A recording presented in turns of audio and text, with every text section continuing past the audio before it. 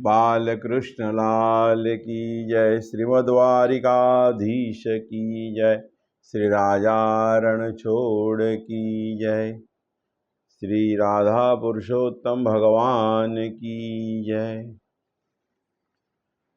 11મા સ્કંદ માં મુક્તિ લીલા છે। જેના મનનો નિરોધ થાય તેને મુક્તિ જલ્દી મળે। 10મા સ્કંદમાં મનનો નિરોધ થયો એટલે મુક્તિ મળે છે। જીવ વિષયોનું ચિંતન કરવાનું છોડી ઈશ્વરનું ચિંતન કરવા લાગે તો તેને મુક્તિ મળે જ છે। સંસારના વિષયોનો મેલ જેનો દૂર થાય તેને મુક્તિ મળે છે। 11 સ્કંદનો પહેલો અધ્યાય વૈરાગ્યનો છે। વૈરાગ્ય વિના ભક્તિ થતી નથી। જ્યારે સંસારના પ્રત્યેક વિષય તરફ વૈરાગ્ય આવે ત્યારે જાણજો કે ઈશ્વર પ્રત્યે ભક્તિનો ઉદય થયો છે। સુખદેવજી મહારાજે સુંદર વૃત્તાંત કર્યું છે કે વૈરાગ્ય વગર ભક્તિ થતી નથી। સંસારના પ્રત્યેક વિષય તરફ વૈરાગ્ય આવે ત્યારે ભક્તિનો ઉદય થાય। કહેવાનું તાત્પર્ય છે કે પરમાત્માને પામવા હોય તો જ્યારે જ્યારે જે સાધન કરીએ, જે પણ આપણા જીવનના વ્યવહાર કરીએ એ વ્યવહાર પરમાત્માને સમર્પિત કરીને કરીએ તો એ ભક્તિ થઈ જાય છે। ભક્તિનું જે સાધન કીધેલું છે પરમાત્માનું નામસ્મરણ છે, પરમાત્માનું ચિંતન છે, પરમાત્માનું ધ્યાન ધરીએ, પરમાત્માને આપણા હૃદયમાં પ્રસ્થાપિત કરીએ એ જ સાચી ભક્તિ છે। અને જ્યારે પરમાત્માનું આપણા હૃદયમાં સ્થાપન થાય, આવાહન થાય ત્યારે આપણા જેટલા પણ વ્યવહાર છે બધા ભક્તિમય બની જાય છે। ત્યારે ભક્તિનો ઉદય થાય છે। 11 સ્કંદમાં જે આ જ્ઞાન આપ્યું છે, સત અસતનો વિચાર કરવાથી વિવેક જાગે છે, તે પછી વૈરાગ્ય ઉત્પન્ન થાય છે। સંસારના સર્વ જડ પદાર્થો દુઃખરૂપ છે, તે અસત છે। ચેતન પરમાત્મા આનંદરૂપ છે, તે એક જ સત છે। જીવને વૈરાગ્ય ત્યારે થાય છે જ્યારે તેને ખરી વસ્તુ સ્થિતિનું જ્ઞાન થાય છે। જીવનમાં જ્યાં સુધી ધક્કો લાગે નહીં ત્યાં સુધી વૈરાગ્ય થતો નથી। ભગવાનને આ સંસારની પ્રવૃત્તિ બાધક લાગે છે એટલે તે છોડી પ્રભુનું શરણ લઈએ। જીવને ઉત્પત્તિ અને સ્થિતિમાં આનંદ આવે છે, લયમાં આનંદ આવતો નથી।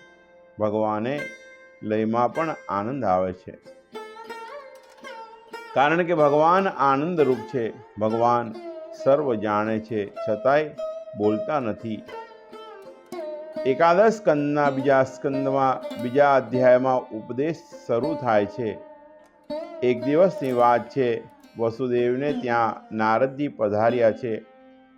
વસુદેવજીએ નારદજીની પૂજા કરી આગ્રહ કર્યો કે મને એવો ઉપદેશ આપો કે જેથી હું જન્મ મરણના ભયાનક જે સ્વરૂપ છે એ ભયાનક રૂપને ભૂલી હું સંસારને અનાયાસે પાર કરી જાઉં। નારદજીએ કહ્યું, તમારે જે આ પ્રશ્ન તમે કર્યો છે એ ખૂબ સુંદર છે, કારણ કે ભાગવત ધર્મ સંબંધમાં છે। આના સંબંધમાં 9 યોગેશ્વરો અને નિમિરાજાનો સંદેશ કહેવામાં આવે છે, તે શ્રવણ કરો। 9 યોગેશ્વરનું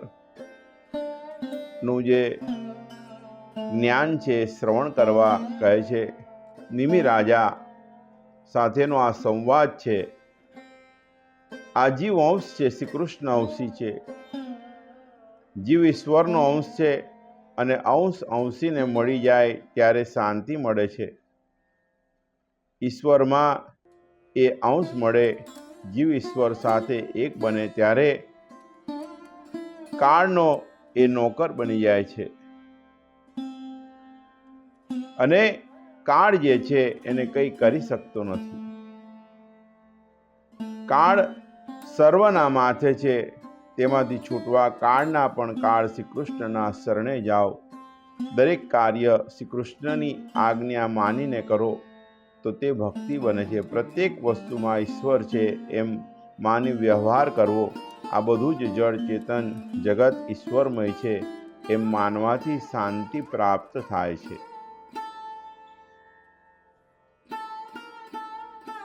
જગતમાં બે માર્ગ છે. પહેલો માર્ગ ત્યાગનો કીધો છે, બીજો માર્ગ સમર્પણનો છે. ત્યાગ માર્ગ ન જવાય એવાઓ માટે પણ સમર્પણનો માર્ગ બતાવ્યો છે. સર્વ સાથે પ્રેમ કરો, બધું કૃષ્ણાર્પણ કરી બુદ્ધિથી કરો.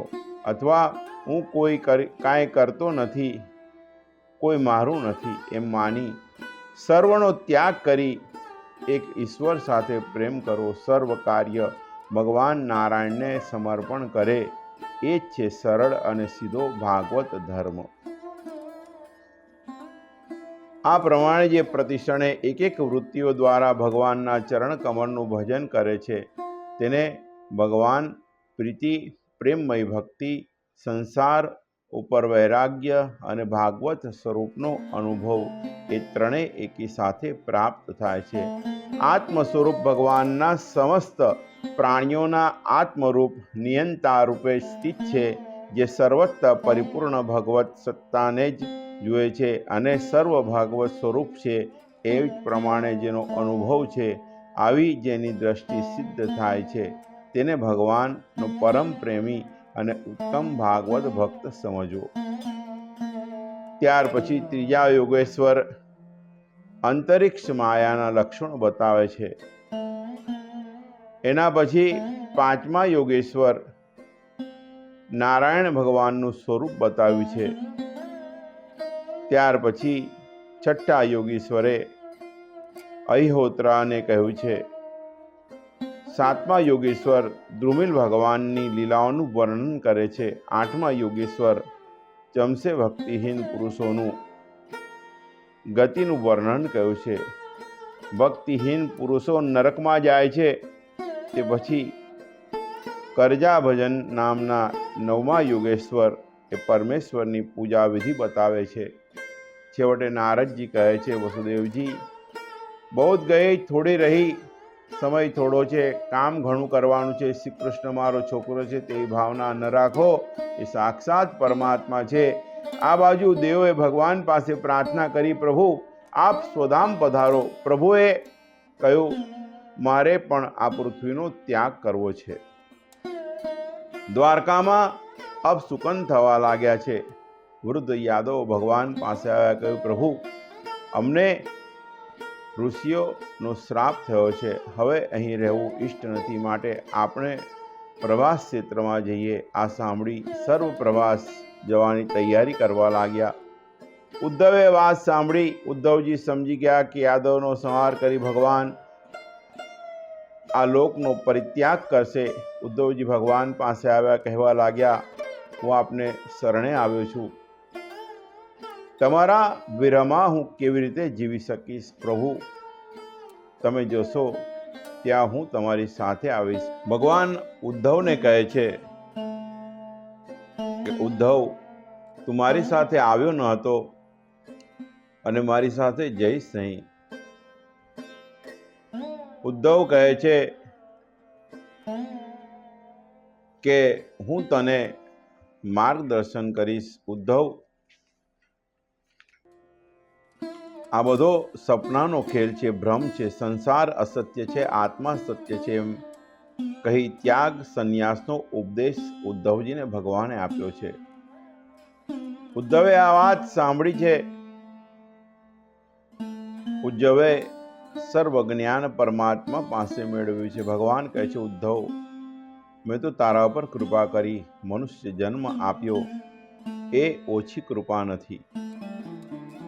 આપણા ઉપર ઈશની, સંતની અને શાસ્ત્રની કૃપા છે.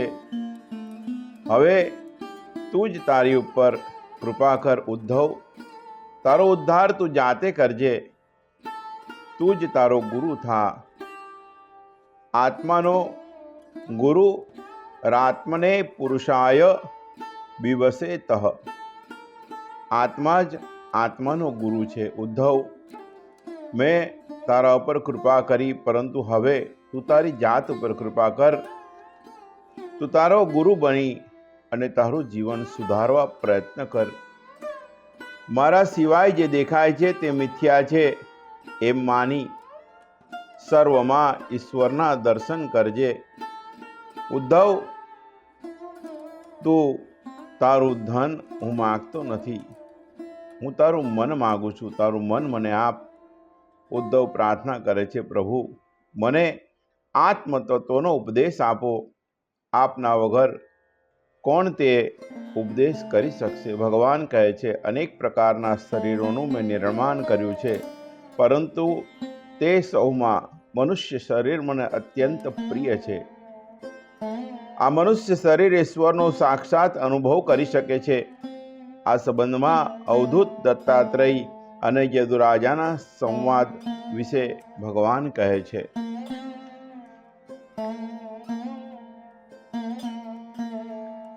એક વખત યદુરાજાએ ત્રિકાલદર્શી અવધૂત બ્રાહ્મણને નિર્ભય વિચરતા જોયા. યદુરાજાએ તેમને પ્રશ્ન કર્યો, તમારું શરીર પુષ્ટ છે, એવું મારું શરીર નથી. સંસારના મોટા ભાગના લોકો કામ અને ક્રોધના દાવાનળમાં બળી રહ્યા છે, પરંતુ આપને તેની અસર થતી નથી. આપ મુક્ત છો. આપને આવા અનિર્વચનીય આનંદનો અનુભવ કેવી રીતે થાય છે? આપની પાસે શો કિમિયો છે? દત્તાત્રેય કહે છે, રાજા, મેં નિશ્ચય કર્યો છે કે સંસારની જડ વસ્તુઓ આનંદ આપતી નથી. જડ વસ્તુઓમાંથી મનને હટાવી સર્વના દ્રષ્ટા આત્મા સ્વરૂપમાં દિવ્ય સ્થિર કરું છું. હું દ્રષ્ટાને નિહાળું છું. દ્રશ્યમાંથી દ્રષ્ટિ હટાવી જે કેવળ દ્રષ્ટાને જુએ છે તેને આનંદ મળે છે. રાજન, હું પણ આને ભૂલી ગયો છું. મેં દ્રષ્ટિને અંતર્મુખ કરી લીધી છે. હું મારા સ્વરૂપમાં સ્થિત રહું છું. પ્રારબ્ધ અનુસાર જે મળે તેમાં આનંદ માનું છું. તું તારા મનને સુધાર. તારા મનને રોકવા બીજો કોણ આવશે? તારા મનને તારે જ રોકવું પડશે. દીક્ષા ગુરુ એક, પણ શિક્ષા ગુરુ અનેક. મેં એક નહીં પણ 24 ગુરુઓને ગુરુ બનાવ્યા છે. મને જ્ઞાન મળ્યું છે તે મારા અનેક ગુરુઓ પાસેથી મળ્યું છે. મારા ગુરુઓના નામ સાંભળ. 24 ગુરુઓની વાત દત્તાત્રેય ભગવાને કરી છે. પહેલા છે ધરતી, બીજા છે વાયુ, ત્રીજા છે આકાશ, જળ, ચોથા છે અગ્નિ, પાંચમા છે ચંદ્ર, એ છઠ્ઠા છે સૂર્ય, એ સાતમા છે કબૂતર, એ આઠમા છે અજગર, એ નવમા છે, 10મા સમુદ્ર છે, 11મું પતંગિયું છે, 12મું જે છે એ રાજા એ ભ્રમરને ગુરુ બનાવ્યા છે. રાજન, 13મા ગુરુ મારો હાથી છે. 14મો ગુરુ જે છે એ મારો સંગ્રહ ન કરવો અને ધનનું દાન કરવું, એ મારા ગુરુ છે. રાજા, 15મા ગુરુ જે છે હાથી, 16મા ગુરુ છે રસ સુખ, એ માછલીને કીધેલો છે.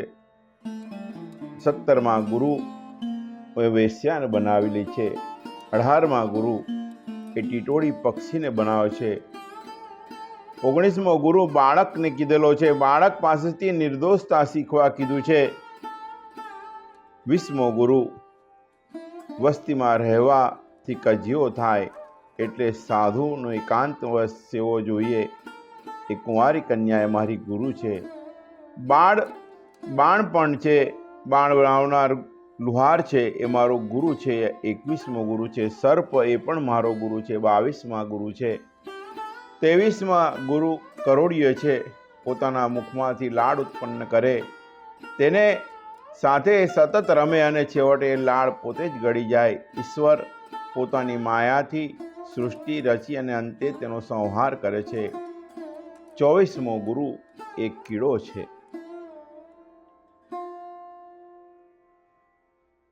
આમ દત્તાત્રેય ભગવાનને વંદન કરી સાષ્ટાંગ દંડવત પ્રણામ કર્યા છે. આ પછી શ્રી કૃષ્ણ ઉદ્ધવને સંબંધ અને બંધન અને મોક્ષના સ્વરૂપ સમજાવે છે. બંધન અને મોક્ષ એ મનના ધર્મ છે. ઉદ્ધવ, આ જીવ મારો અંશ છે, તેમ છતાંય અવિદ્યાથી તે બંધન થાય છે અને જ્ઞાનથી મોક્ષ પ્રાપ્ત થાય છે. મને ઈશ્વરનો બંધન કે મોક્ષ નથી. તે પછી ઉદ્ધવને ભગવાન સાધુ પુરુષોના લક્ષણ સમજાવે છે. ઉદ્ધવજી તે પછી પ્રશ્ન કરે છે કે મનુષ્ય જાણે છે કે વિષય દુઃખરૂપ છે, તેમ છતાંય તેઓ વિષય કેમ ભોગવે છે? વિષયમાં મન જાય કે મનમાં વિષય જાય? ભગવાન કહે છે કે આ રજોગુણી મન મનુષ્યને વિષયોમાં ફસાવે છે.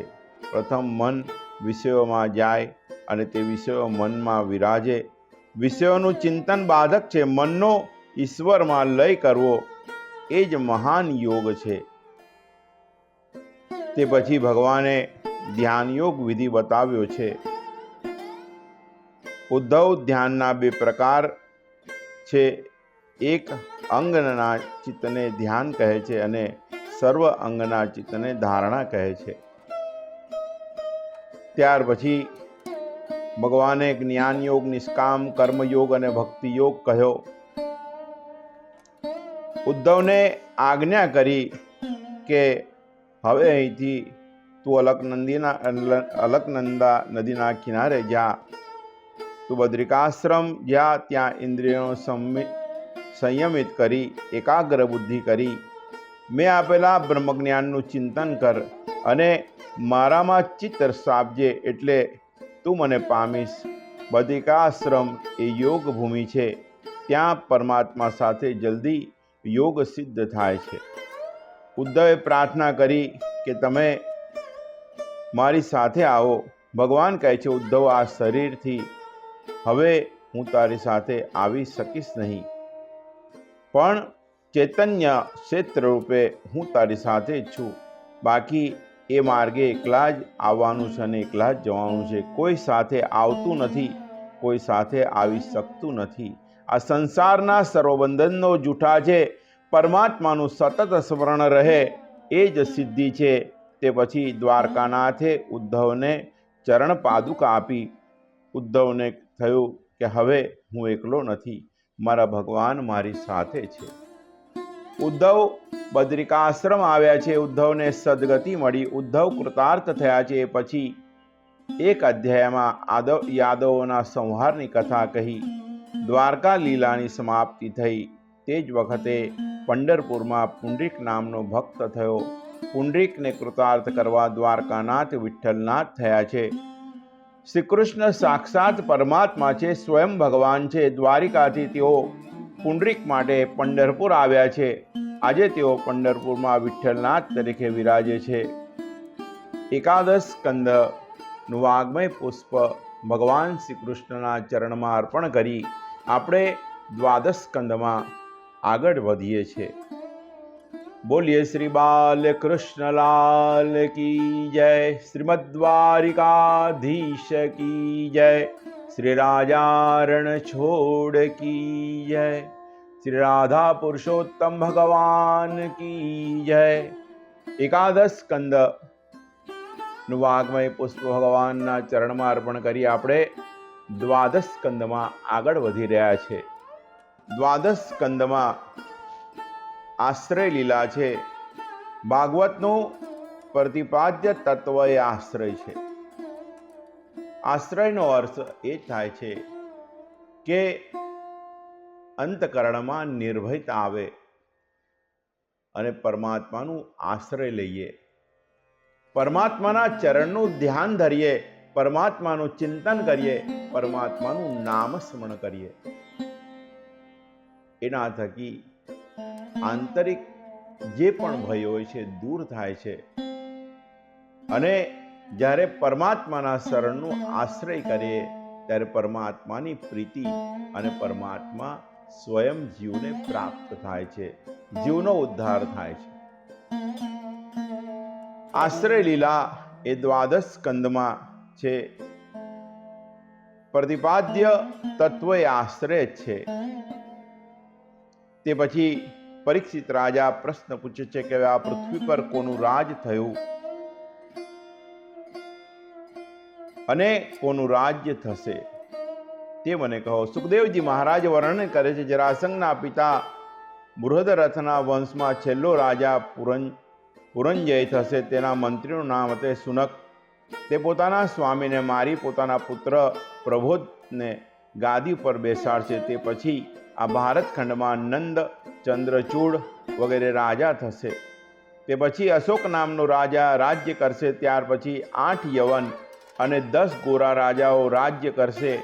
કલિયુગના દુષ્ટ રાજાઓ ભારતના ટુકડા કરશે, ભારતને છિન્ન ભિન્ન કરી નાખશે. કલીના દુષ્ટ રાજાઓ ગાયનો વધ કરશે, પ્રજાનું ખૂન ચૂસી પૈસા ભેગા કરી બંગલાઓ બાંધશે. બ્રાહ્મણો સંધ્યા અને વેદહીન બનશે. હે રાજન, કલિયુગ પૂરો થતો જ્યારે થવા આવશે ત્યારે ભગવાન ધર્મનું રક્ષણ કરવા કલ્કી અવતાર ધારણ કરશે. 12મા સ્કંદમાં કલિયુગના દોષો અને તેથી બચવાના ઉપાયો બતાવ્યા છે. મોટામાં મોટો ઉપાય એ ભગવાન નામ સંકીર્તન છે. કલિયુગમાં જે કૃષ્ણ કીર્તન કરશે તેના ઘરે ક્યારેય કળિયુગ આવશે નહીં. કલિયુગમાં કૃષ્ણ કીર્તન સિવાય બીજો કોઈ ઉપાય નથી. સતયુગમાં વિષ્ણુ ભગવાનની આરાધના કરવાથી મુક્તિ મળતી હતી. ત્રેતા યુગમાં મોટા યજ્ઞો દ્વારા ભગવાનની આરાધના કરવાથી અને દ્વાપર યુગમાં વિધિપૂર્વક વિષ્ણુની પૂજા સેવા કરવાથી જે ફળ મળતું હતું તે કળિયુગમાં ભગવાનના નામ કીર્તનથી પ્રાપ્ત થશે. હે રાજન, તમે મરવાની તૈયારીમાં છો તો તમારા હૃદયમાં કેશવ ભગવાનને સ્થાપી દો, એટલે પરમ ગતિને પામશો. મરતી વેળાએ લોકોએ પરમેશ્વરનું ધ્યાન કરવું જોઈએ, એટલે ભગવાન તેને પોતાના સ્વરૂપમાં લઈ જાય છે. હે રાજન, જન્મ અને મરણ એ શરીરના ધર્મ છે, આત્માના નથી. તેથી હું મરી જઈશ એવી પશુ બુદ્ધિ તમે ત્યજી દો. આત્મા અજર અને અમર છે. સુખદેવજીએ પરીક્ષિત રાજાને આજ્ઞા કરી છે, રાજા, આજે છેલ્લો દિવસ છે. તક્ષક આવવાનો સમય થઈ ગયો છે. તમારા શરીરને તક્ષક કરડશે, એ તારા શરીરને બાળી નાખશે, તારા આત્માને બાળી શકશે નહીં. તારો આત્મા પરમાત્મા સાથે મળી જશે. રાજા, આ શરીરથી તું જુદો છે. આત્મા પરમાત્માનો અંશ છે. તે તક્ષક તેને કરડી શકશે નહીં. હવે અંતે હું તને મહાવાક્યનો ઉપદેશ આપું છું. હું જ પરમાત્મા રૂપ બ્રહ્મ છું અને પરમપદ જે બ્રહ્મ છે તે પણ હું જ છું. એમ વિચારી તારા આત્માને બ્રહ્મમાં સ્થાપી દે. કાળ તક્ષક એ શ્રી કૃષ્ણનો અંશ છે. શરીર નાશવંત છે, આત્મા અમર છે. તારી કોઈ ઈચ્છા હોય તો બોલ, કારણ કે જ્યાં સુધી હું અત્રે રહીશ ત્યાં સુધી તક્ષક અત્રે આવશે નહીં. પરીક્ષિત રાજા સુખદેવજી મુનિને કહે છે, ભગવાન, હે ગુરુજી, તમે વ્યાપક બ્રહ્મના દર્શન કરાવ્યા. હું નિર્ભય થયો છું. શ્રીમદ ભાગવત શ્રવણના 5 ફળ છે. એક નિર્ભયતા, નિસંદેહતા, હૃદયમાં પ્રભુનો સાક્ષાત્કાર, સર્વમાં ભગવતના દર્શન અને 5મો પરમ પ્રેમ. એ સર્વ મને પ્રાપ્ત થયા છે.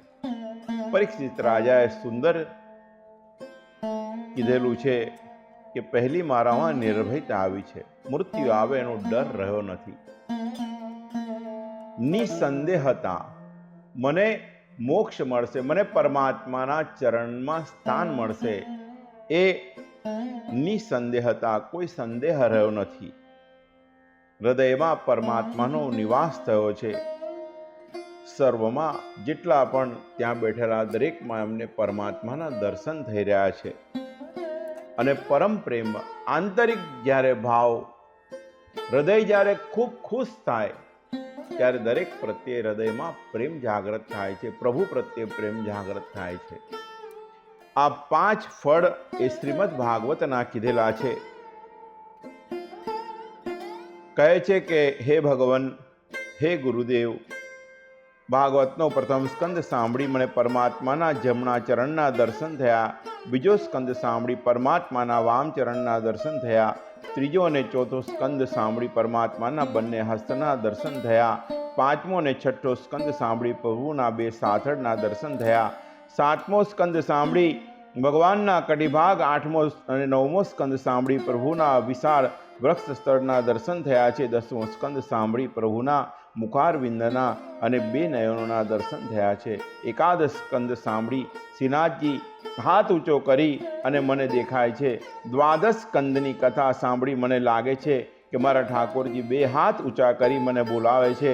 હવે હું મારા પ્રભુનું ધ્યાન ધરું છું, હું તેમને આશ્રય છું. મારા પ્રભુનો સ્વરૂપ મને સર્વત્ર દેખાય છે.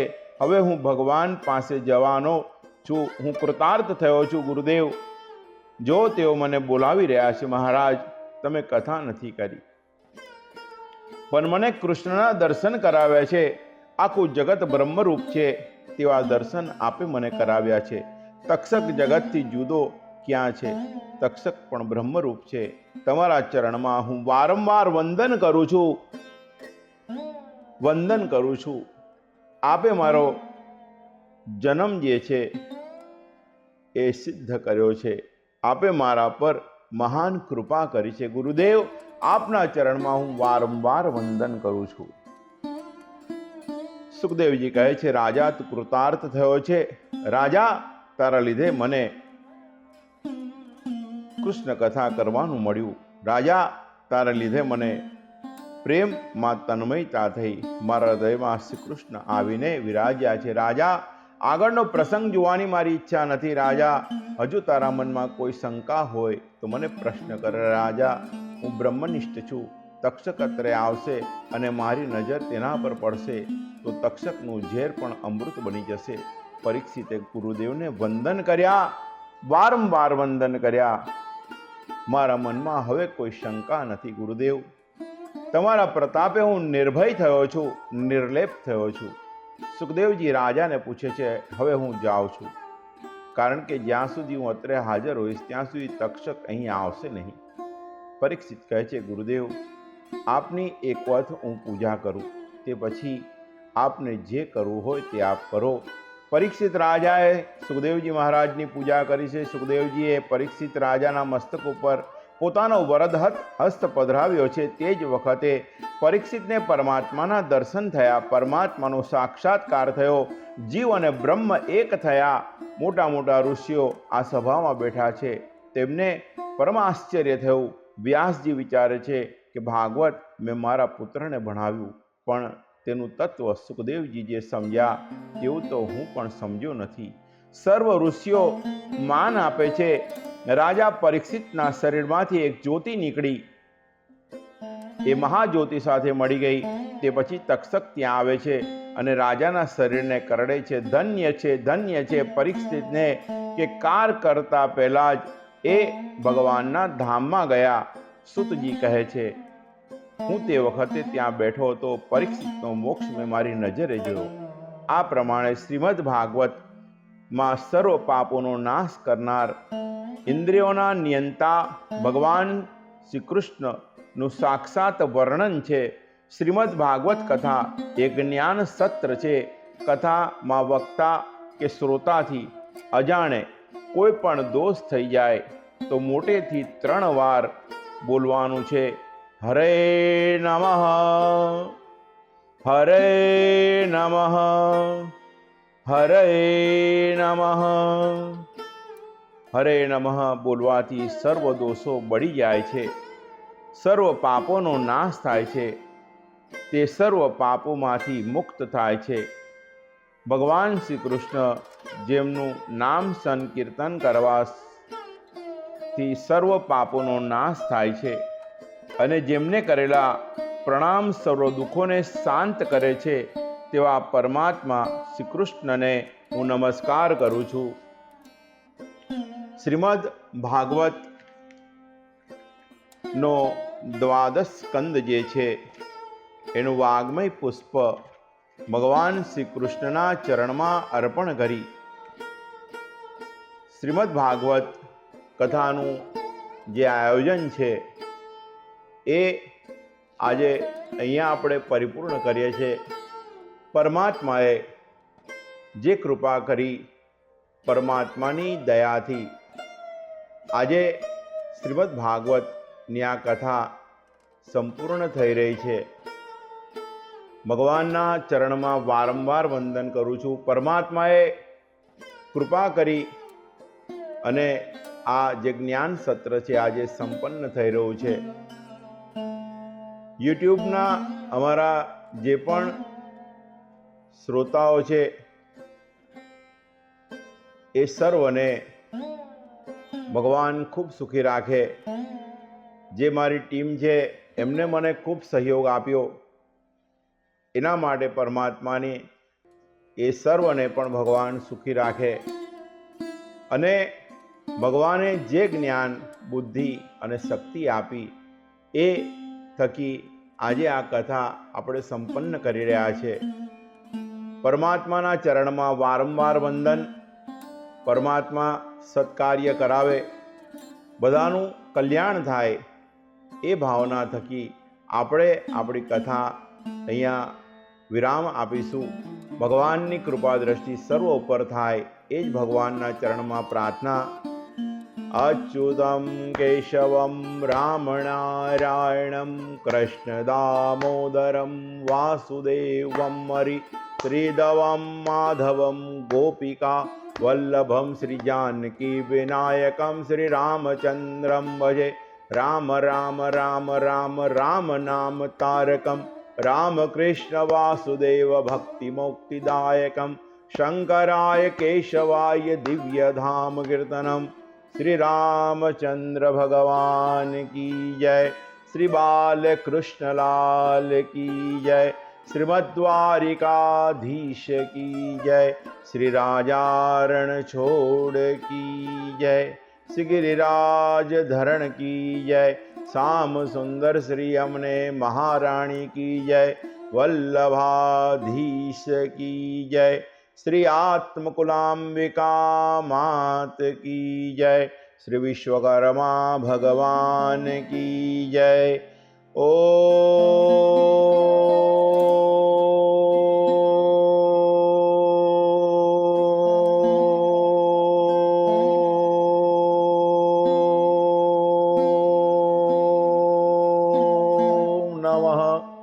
પાર્વતી પતે.